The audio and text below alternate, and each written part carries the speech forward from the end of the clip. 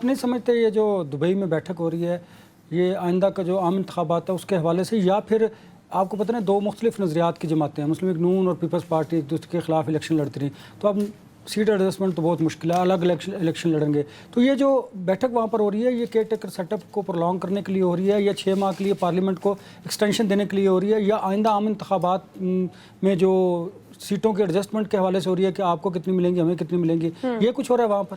انوراز صاحب، ملک میں سیاسی طور پر قوم 3 حصوں میں تقسیم ہے. ایک حصہ ایک پارٹی کے پاس ہے، ایک دوسرے کے پاس ہے. اگر دو پارٹیاں نون لیگ اور پیپلز پارٹی آپس میں سیٹ ایڈجسٹمنٹ کریں تو تمام ووٹ تیسری پارٹی کے پاس چلا جائے گا. جب تک یہ پارٹیاں کھڑی ہو کے ایک دوسرے کو برا بھلا نہیں کہتی، متحارب نہیں ہوتے، تنقید نہیں کرتے، یہ نہیں بتاتے کہ ہم ہی ایک دوسرے کے مخالف ہیں، جب تک یہ نہیں کریں گے ووٹ پھر ان کا کم ہوگا. لہٰذا اگر یہ کرتے ہیں تو نیچے کیا تاثر پڑے گا؟ پوزیشن ان کی آپس میں کمزور ہو چکی ہے.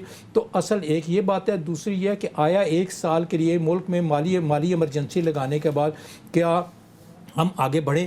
اگر مالی ایمرجنسی لگاتے ہیں تو پھر سندھ کی کیا صورتحال ہوگی؟ آیا سندھ میں یہ مہنگائی بڑھ جاتی ہے اور پھر وہاں کوئی ایسی طاقت نہیں آ جاتی ہے، ایم کیو ایم آ جاتی ہے، جماعت اسلامی آ جاتی ہے، یا اندر کی جی ڈی اے یا کوئی پارٹی آ جاتی ہے، تو کیا اس صورتحال میں پیپلز پارٹی جیت سکے گی؟ یا وقت گزرنے کے ساتھ متعلقہ لوگ کیا پیپلز پارٹی کو آئندہ اتنی اکثریت لینے؟ پیپلز پارٹی کا خیال ہے کہ فوری طور پہ انتخاب ہو جائے، ہم سندھ میں تو جیت جائیں گے، کچھ بلوچستان میں، کچھ ہم سرحد میں سیٹیں لینے کے بعد ہم بلاول بھٹو کو پرائم منسٹر بنا لیں گے. مسلم لیگ نون اس معاملے میں متفکر ہے کہ ہمیں دوسرے کام پہ لگایا، تمام جو ہے وہ برائی یا مہنگائی ہمارے کھاتے میں پڑی ہے اور اقتدار گین انہوں نے کیا وہاں پر. لیکن جو خبریں سامنے آ رہی ہیں ڈاکٹر صاحب، وہ تو یہ خبریں سامنے آ رہی ہیں کہ اس ملاقاتیں ہو رہی ہیں دبئی کے اندر، ایک تو نواز شریف صاحب کو دبئی حکومت کی جانب سے کافی پروٹوکول بھی دیے گئے، پلس نواز شریف صاحب کی واپسی کا روڈ میپ بھی تیار جو ہے وہ کیا جا رہا ہے. اس خبر میں کتنی صداقت ہے؟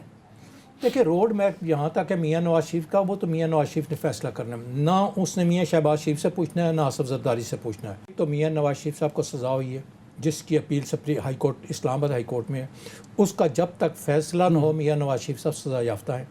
نمبر 2، جو انہوں نے بل تو پاس کر لیا لیکن سپریم کورٹ اس کے اوپر فیصلہ دے چکی ہے کہ تاحیات و نااہل ہیں. آیا اس کے جو افیکٹ ہیں وہ پہلے دن سے ہوں گے یا ابھی ہوں گے؟ تو کیا کوئی عدالت فیصلہ دے دے تو اس فیصلے کے اوپر بھی قانون کا اطلاق ہوتا یا نہیں ہوتا؟